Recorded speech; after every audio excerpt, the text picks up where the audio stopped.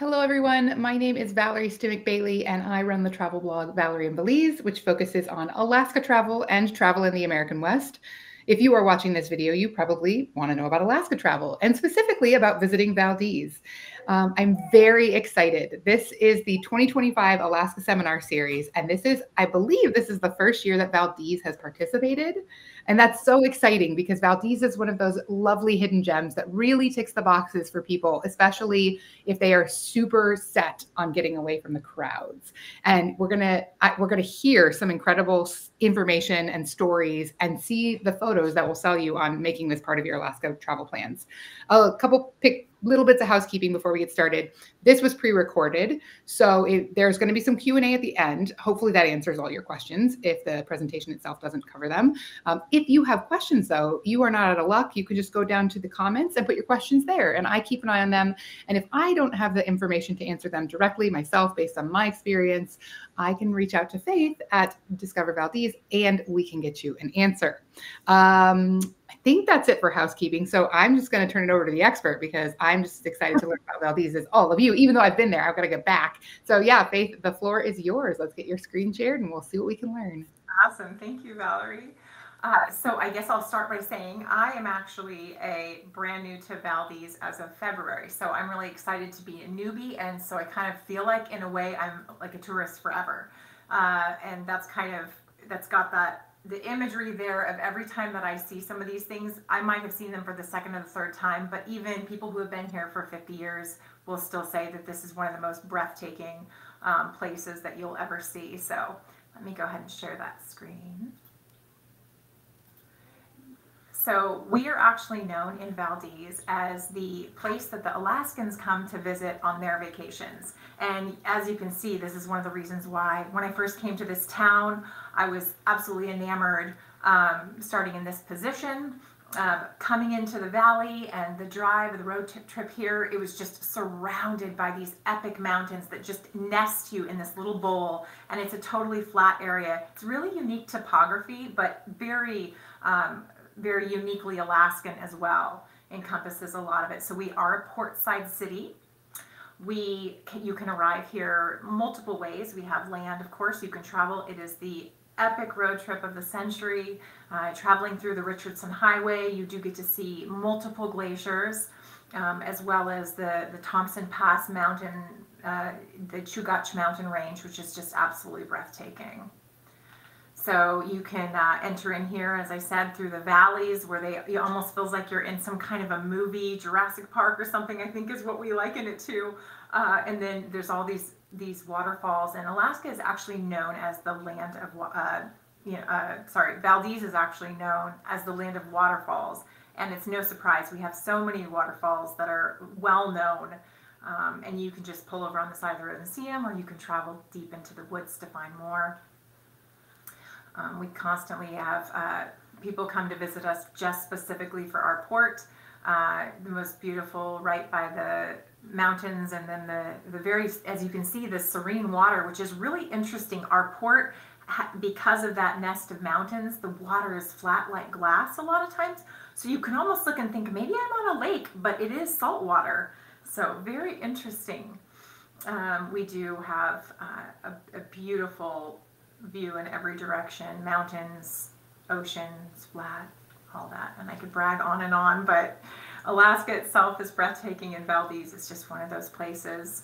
So every direction you look, you can find that Valdez has some unique topography. We have breathtaking landscapes in both winter and summer.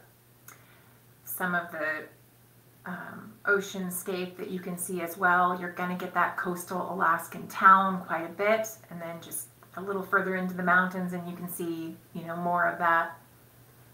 We have the northern lights here, and we have them well. In fact, if you've ever seen Todd Graven's photography, some of the photographs that he captures on our northern lights, they vie with any of the most popular destinations for northern light photography. And one thing that I think is pretty amazing about it is here, when you go outside to see the northern lights, you're not going to freeze. You're not going to freeze your buns off, because it's usually in the 30s. Our weather in the winter gets You know, it can average in real lows of 15, but on average you're going to see it hovering right around freezing point, just above. So it's a great place to go out at night and to do a lot of those outdoor activities in the winter. And we're also known as the Little Switzerland of America. Alaska actually has we have, you know, here in Valdez we have 300 and something inches. It is so many that we have the record for America. So we have a ton of wildlife here year round. As you can see, that little otter there, he looks like he's freezing, but he's out on our dock. And then right off the dock, you can see multiple types of whales. We generally have orcas in the Sound, and then a little farther out, you know, our inner port, you can still see orcas at certain periods of the year, and then of course we have our humpbacks and our gray whales. So we also have a ton of seals and sea lions. We do have our beautiful foxes here, and you know, capturing this is just kind of the essence of kind of the coastal area by the sea. We have quite a bit of grassy areas that are flat and have some really, you know, beautiful flora and fauna that you can observe. Of course, we've got a lot of sea otters and their activities, and we do have bears, and we have bears in both settings. We have the coastal brown bear, which is known to be a little bit more gentle and mellow than the inland brown bears that you will find that people have the stories about. We really do have generally pretty pleasant bears to be around. And you can see them out in their natural habitat, but you can also see them on the side of the road. And I have this picture kind of makes me laugh, because this is a perfect example. Is like when you look, you see some of the photographs that people, you know, will photograph of bears in Alaska, and it literally, you know, looks like this just ethereal, beautiful picture. And then, you know, when you actually see it, you realize it's just, there can be right there on the side of the road. Just so fun. And of course I had to add our token Alaskan moose, which we don't have that many of them here. We have occasionally seen a moose. Let's see, it was in the spring this year, we had a moose run through town. I have no idea why. But somebody texted on our, you know, our Facebook chat that everybody does here in Valdez, and sure enough, the moose had just passed by the subway and then had made its way down to the water. Generally, they don't happen to be here in Valdez. They'll be a little bit outwards, like if you're going through Thompson Pass and down to get here, beware of moose at the 60 mile to the 40 mile. But yeah, we definitely do have moose, and then out at the coast, you can definitely see some deer. They actually hang out down more by the water. So the port itself is just breathtaking. As you can see, it's kind of interesting because our small boat harbor comes in, and then there's a nest of mountains, and then there's an outer area. So it actually feels like you're in a circle there as well. But there's sort of layers of mountains that you can see, and a lot of people come here for boating. It is a great harbor. It's a fantastic place to go out if you want to go fishing, or if you want to just go and experience, explore, kayak. We've got guided tours, which are fantastic, and those take you out to show you the glaciers. We have multiple glaciers to go visit, and those will take you out and you can see wildlife. When I went on my trip, and I'm not really the biggest boat person. I do love boats, but you know, a long time ago I started coming, when I got to Alaska, I was on a Dungeness crab fishing boat, and I quickly realized that I had to hop off that and enter into administration because I got way too seasick. But this was an experience that anybody can enjoy. It's these cruise ships, there are these the guided tour ships are smooth sailing the whole way. The only part that I got a little sick on was there's a nice sea lion island that you go out to see, and it's a bumpy moment there, but you will see every type of wildlife, including a whole pod of I think 30 orcas, and you'll often see the sea otters just playing around, the dolphins going back and forth in front of the boat. It's just a really just exciting adventure. We do have a ton of bird watching here as well, very unique, very diverse species of all birds. And one thing that you will find right down at the port, if you go early summer, all the eagles kind of come around and they're getting ready to fatten up for the summer, and so they'll just kind of hang out down there at the harbor waiting for all the fishermen's catch.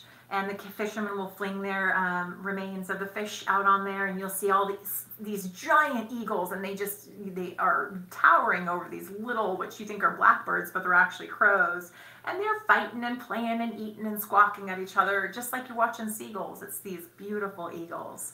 And that's something I really feel like you can only see in Valdez, Alaska, and the surrounding Alaskan area. And our fishing is amazing here.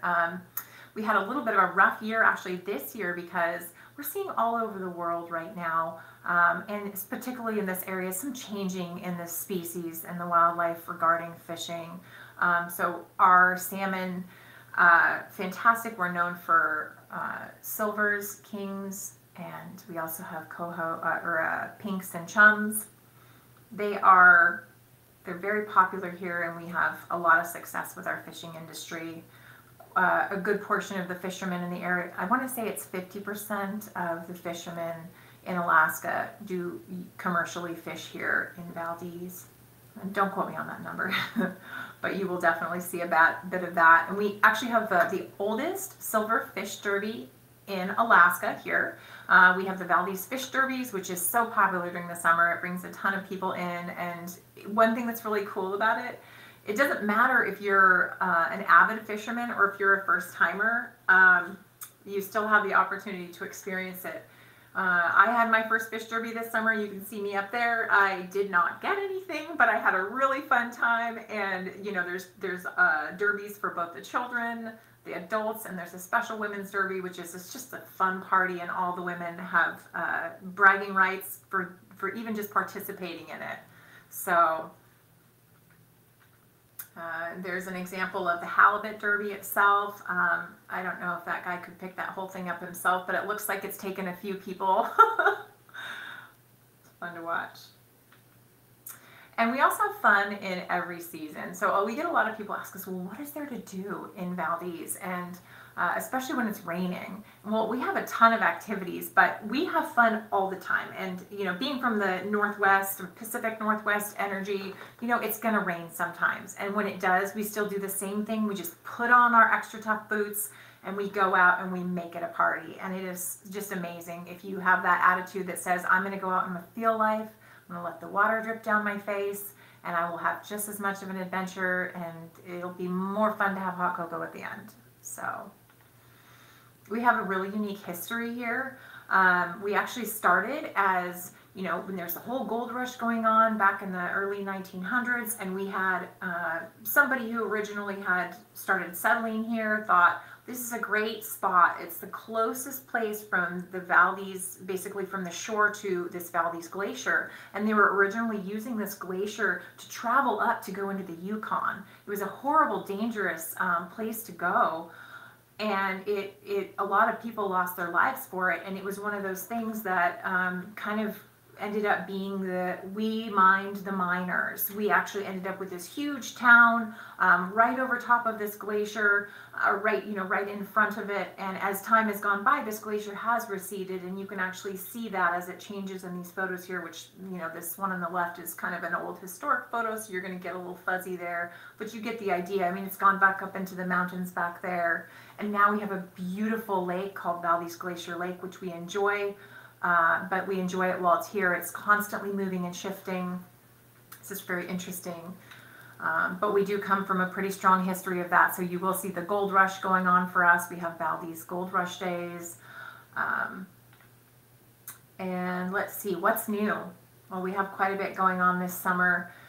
We have our annual adventures that we have coming up, but we also have a ton of adventure itself in all seasons. So this would be a great example of our summer seasons. I mean, adventures galore. If you are interested in going going on a tour in a helicopter in the middle of Valdez, one of our many glaciers, you're welcome to do that. Helicopter exploring adventures. There's hiking everywhere. We have a lot of mountain biking trails. We have, I want to say it's 30 plus trails that are paved trails for biking. So it really doesn't matter, you know, in what capacity you bike. You can rent a bike here. You can bring them on the back of your RV, however you decide to do it. But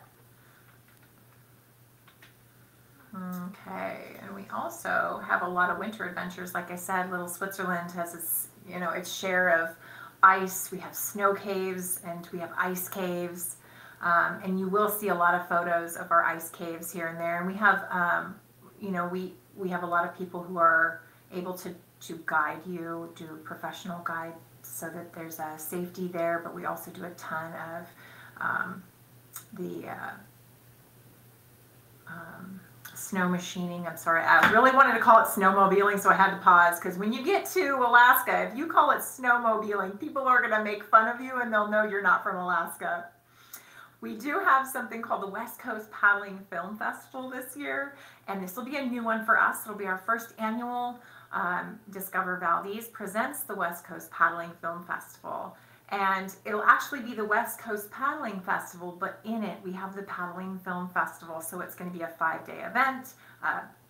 Keep watching our website and you'll find out more about it to come. But we're going to have some packages and offer group packages as well for people who want to come. Because putting this place, if you'll see some of the photos in the further parts of our slide, it is a wonderful place to paddle in all ways. We're well known, the Valdez board man. He does these ice paddling through Valdez Glacier Lake, and you'll see, he's right next to these glaciers, and it goes inside the ice caves. It's absolutely beautiful. We are going to be having some more group adventures as well. If you're looking at corporate events for the winter or the summer, just get a hold of us and we can set up some group packages.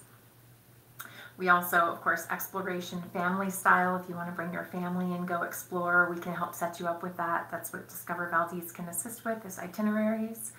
If someone wanted to have the wedding of the century, this might be a really beautiful destination.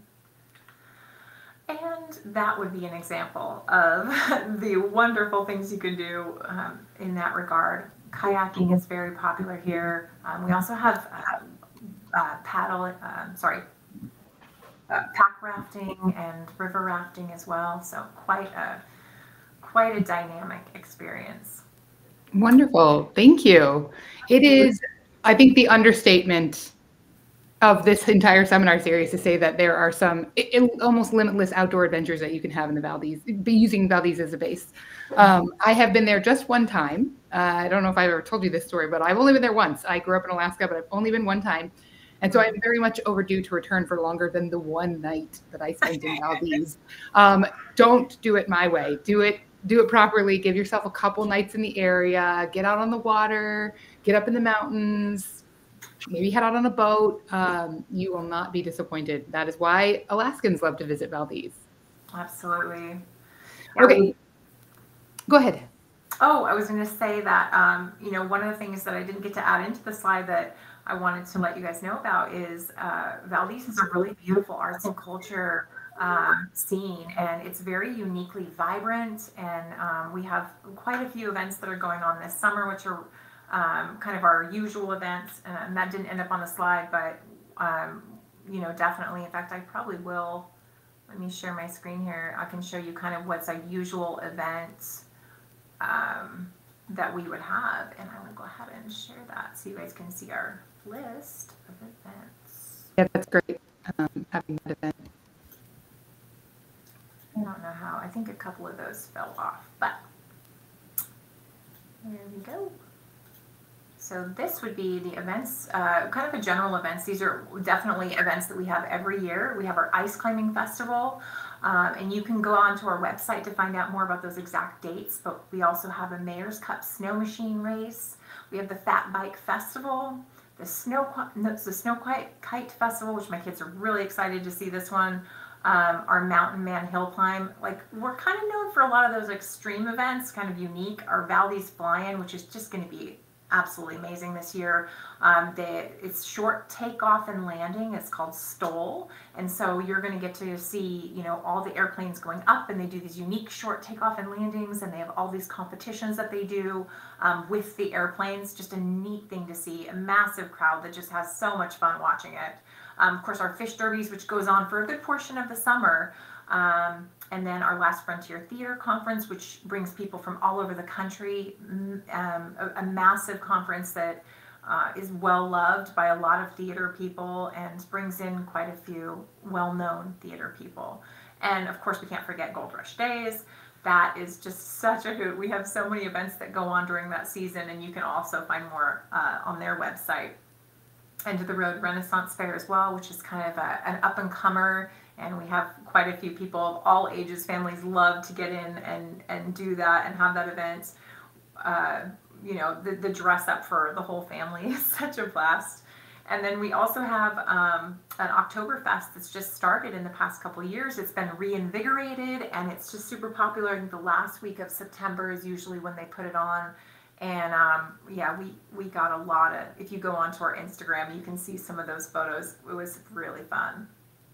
That's really exciting. So this is a sidebar. I have a friend who blogs a lot about Oktoberfest. And so every year when I learn of new Alaska Oktoberfest celebrations, I send them to her. So I will let her know about that one. All right, so let's get to some questions. As a reminder, if you're watching this and you have questions that have not yet been answered or are not answered in the next few minutes, put them in the comments. We will get them answered for you. It might take a day or two. It's not going to be live, but I'm watching the comments, I promise. So, okay, here's an interesting question. A lot of people who visit Valdez want to go to other parts of the state. And there's one road in and out, right? There's the Richardson Highway, and then there's the ferry. And so this person, Lisa, is asking, what would you recommend? Take the ferry to Whittier and then drive to Seward, or drive all the way around to Seward? What do you think? That's a great question.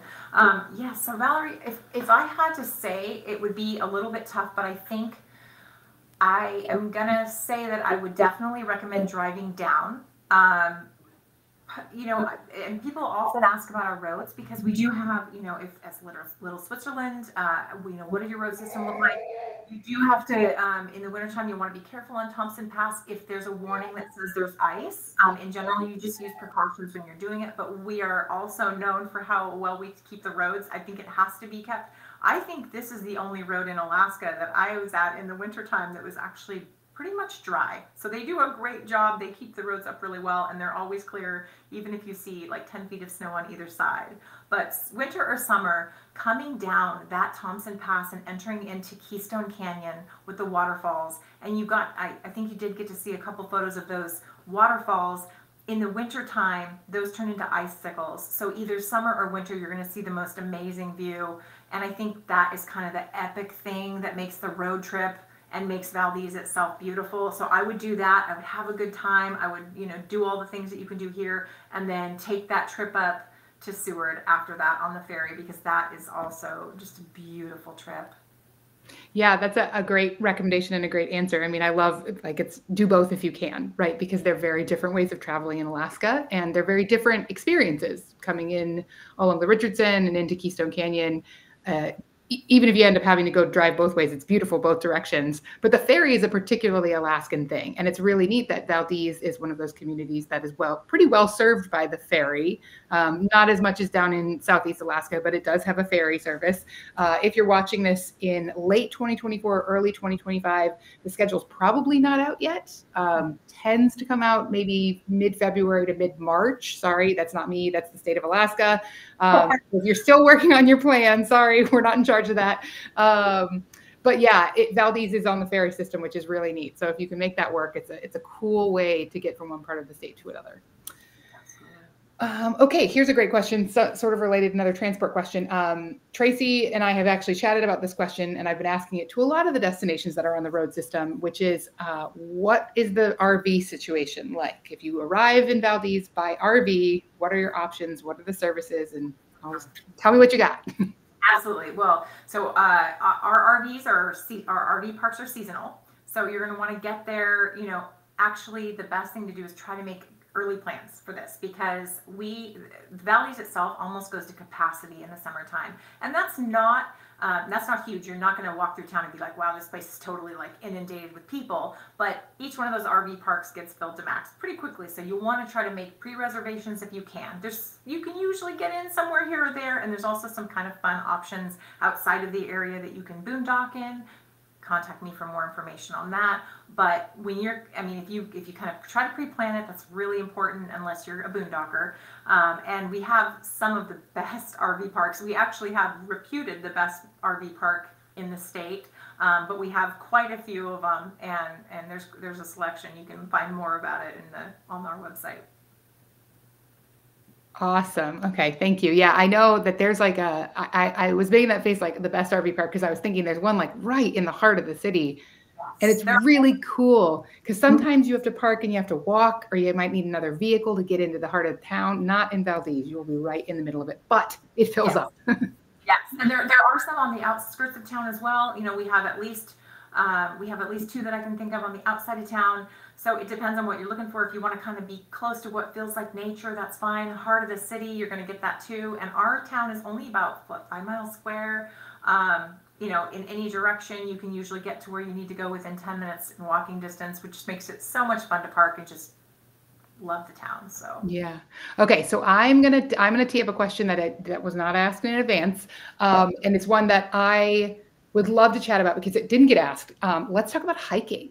What are the trail options? Because I know there are some cool kind of. I'm gonna say it's when we were talking saying city. Valdez is not a huge city, but there's some urban hiking options, which is really neat. And then there's some incredible trails near Valdez too. oh, absolutely. I'm so glad you said that because that's after my own heart. What we usually suggest to the people to do is to come into town. We have a lot of different options as far as, whether you want to go short or long. Most of the main areas, the urban hiking, it's all flat level for the most part. So you're going to find sort of different varying levels, whatever you're looking for. We have a dock point trail that's like 35, 45 minutes, and then you can go up if you want to the top and get a 360-degree view of the whole town and the port and everything. We also have other trails that are just flat that lead out to the ocean. We have one that goes back to the mountains that takes you up in our Mineral Creek Trail takes you up and you end up at a waterfall. So it really kind of depends on what you're looking for. I love the Homestead Trail, which is like 15 minutes flat as can be. In fact, it's ADA friendly. So totally ADA accessible in my opinion. And you can go out and then you get right to the port where you can actually sit on the side. The tide pools are going on and, go as far as you want to when the tide's going out. Don't do it coming in. It comes in fast, but you can see, the whales and all the sea life there as well as just, it's immensely beautiful. Yeah. Okay. Thank you. And I'm sure you have resources about all the hikes on the website. Resources as well. Yeah, I like to tee it up. I know all of this is on your website, but we got to remind people, go to the website.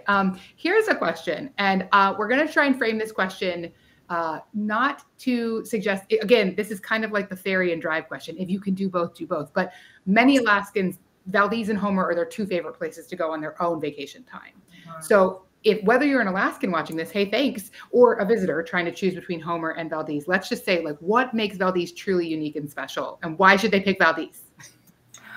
Wow. Well, shout out to my friends at Homer. I love it so much.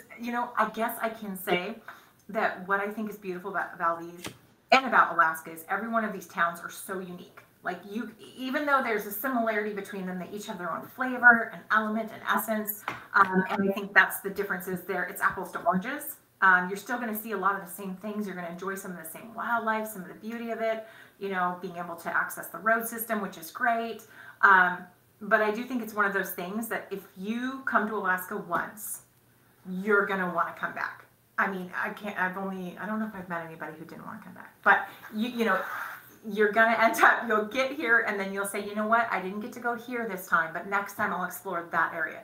You can love Alaska and explore it all the days. And I think that's the key is, Valdez and Homer are both very similar and very different. And I think you kind of have to come into the town to get to know that unique energy. Yeah. I mean, you might look at a map and be like, well, they're both on the water and they both have like great fishing and, but they are truly different. And it's interesting because in my mind, as you were answering that, I'm even thinking like when you talk about the main coastal communities in South Central Alaska, it's Valdez, Homer, Seward, and Whittier, and they're all completely different. Oh, yeah. So, I say this to a lot of folks as well is, you're going to want to come back. I hope you have the resources to come back because that's usually the limiting factor for people. I would say too, Valerie, in that same regard, if I had to say what's different about Valdez than a lot of the other places is it is kind of an untouched beauty. It's like you said, kind of that diamond in the rough, like you on the main area, you've got the Anchorage and that whole peninsula, I guess you call it there. And that's still kind of heavily on the road system. You're still a good 2, 3, 4 hours somewhere in there away from Anchorage. This is like head back on a beautiful highway. See the Matanuska Glacier while you're there, Matsu Glacier, you can go all the way around, and then you're sort of entering this wildland. So it's like a wildland, but still on the road system, and it does feel a lot more raw and untouched than a lot of the other areas in Alaska. That's one of the things that attracted me to it in the first place, is you are butting up against total raw wildland. In the vicinity, of the Chugach Mountains, you are not going to, there's not anything else. Yeah. And this is where I want to give a shout out. You might have noticed a little box popped up in the top of the video, shouting out Wrangell St. Elias National Park and Preserve. I did a video with them as well. So when you come to Valdez, you will pass the main entrance into that national park. And that is again, 13 million acres of undeveloped Alaskan wilderness. And that's what Valdez kind of sits, it's like neighboring. So that's, the Kenai Peninsula is truly lovely, and I want you to visit everywhere. But the close access to wilderness is something Valdez definitely has, a little bit different than those other communities. Absolutely. Okay, so here we go. Let's see. We got a question from Kevin. So I think this is a great question, because most people, when they come to any South Central community, and including Valdez, think of ocean fishing, deep sea fishing. But what are the options for land fishing? Well, actually, that's interesting. So I had my first year here doing pink salmon over in the harbor. And there's an area, if you go out by Solomon Gulch Hatchery, which is just the most breathtaking place. That's one of those must-see destinations while you're here, especially if it's in the month of, especially early June, and then on upwards to the end of August, early September, because that's where we have a massive salmon run that comes through. So the pinks come around that channel and they come back there to their spawning habitat, in particular in that specific Solomon Gulch Creek. I want to say creek, not river. But anyway, so here I am learning all these things with you guys. But what was amazing is this year I went there, and my husband and I took the kids literally every single day, because in the summertime, it's just vibrant with life. So that would be where you go. You go out to Allison Point, and it's, I can definitely get anyone in touch with maps to see that and get more familiar with the area. But that's where people go out like straight. You can literally get out of your car, open your door, and throw and cast your line out, and you're right there catching your pinks. And it's really easy to do. I mean, I have to say, I got shown up by this little boy who was standing next to me, he just flick them and then pull. And it was just over and over it. And he finally was like, do you need me to help you fill up your bucket? But that's an easy way to go out. Very simple. We have tons of salmon river fishing guides, but the reality is the majority of people enjoy fishing right out there in the port off the side of the hill. And yeah, if you get a chance to go to the Solomon Gulch Hatchery to check it out, it's just something that it's unable to be explained. In fact, you're looking one direction and you're seeing this beautiful ethereal waterfall that's misting, and then you turn around and there's these giant sea lions fighting and playing, and I don't know if they're playing. They look like they might be playing, but I think they're kind of beating up on each other. And, and then there's bears that are just coming down to the water, and then there's screaming seagulls. It's just so vibrant. And then there's a massive supply of fish. You could walk on the backs of these fish because it's so thick. So. Yeah, I would say if you are watching all the videos this year, I would love you to catch the through line of how vital salmon are to the ecosystems of Alaska, even inland, because they do run far inland. Everywhere that has salmon runs talks about, it's not just for fishing, it's where you can go see wildlife. It's, these are incredible places where the fish come back. And it's such an important part of the entire ecosystem and economy of Alaska. Okay, I've got one more question for you. And this one is interesting. So I don't know the exact number, maybe you do. In 2025, there's, let's say, a handful of days that you will have a cruise ship. There's cruise excursions. What would you recommend on your own if you're going to be in Valdez on a cruise? Oh, wow. That is such a hard one. We have so many different options for people for cruising. Like this year, I had an opportunity to be down at the ferry dock terminal, saying hello to all the cruise ships as they came in. And I noticed that we had a bunch of different excursions. One of them that we haven't gotten to talk too much about is our, it's like familiarize yourself with Valdez. And I can't remember what the tour is called itself, but I think it's like Welcome to Valdez or something.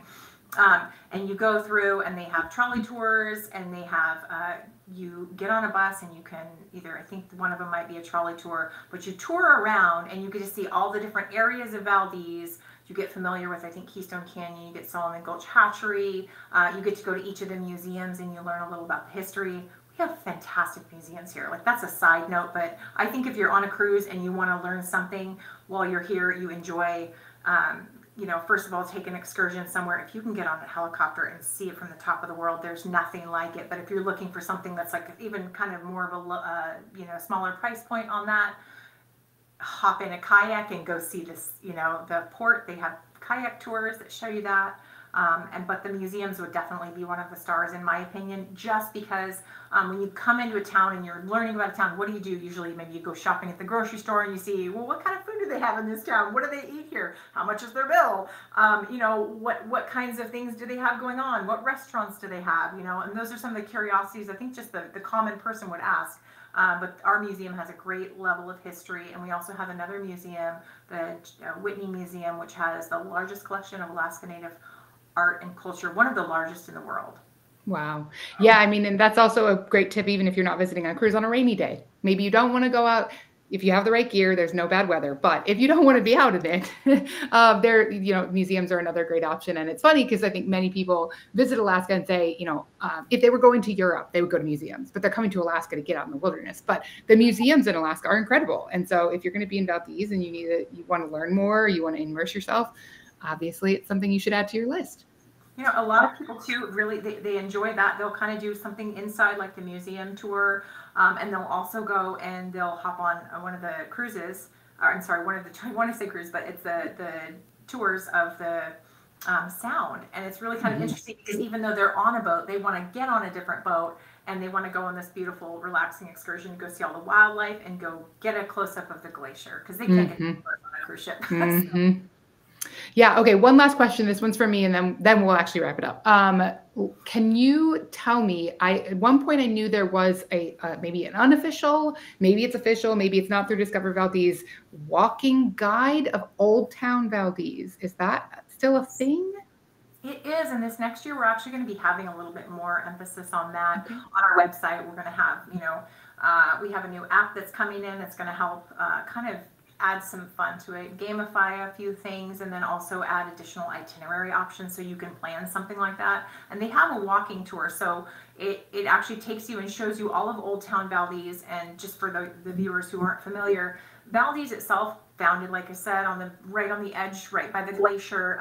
It was actually sort of like quicksand. And in 1964, there was a massive earthquake. Prior to that, we were getting warned as a city, hey, this is not a great place to be. If there's an earthquake, you're in trouble. Well, we had an earthquake, and that created a local tsunami, and it literally wiped the town out to the most extent that could happen.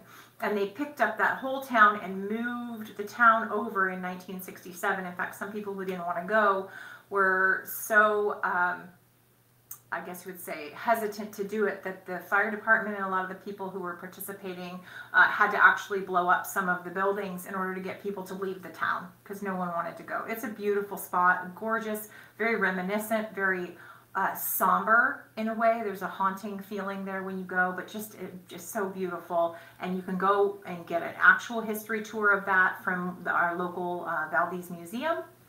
So it's definitely something to check out. More information on the website.